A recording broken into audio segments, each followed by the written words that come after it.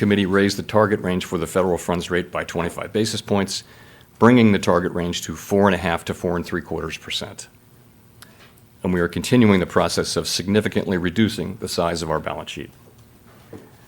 We continue to anticipate that ongoing increases in the target range for the federal funds rate will be appropriate in order to attain a stance of monetary policy that is sufficiently restrictive to return inflation to 2% over time.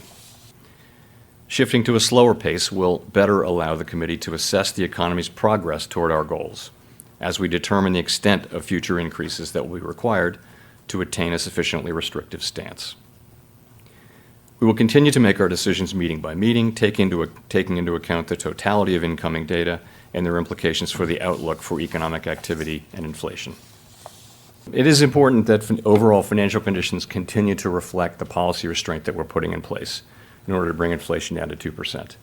And of course, financial conditions have tightened very significantly over the past year. I would say that our focus is not on short-term moves, but on sustained changes to broader financial conditions. And it is our judgment that we're not yet at a sufficiently restrictive policy stance, which is why we say that we expect ongoing hikes will be appropriate. The inflation data received over the past 3 months show a welcome reduction in the monthly pace of increases.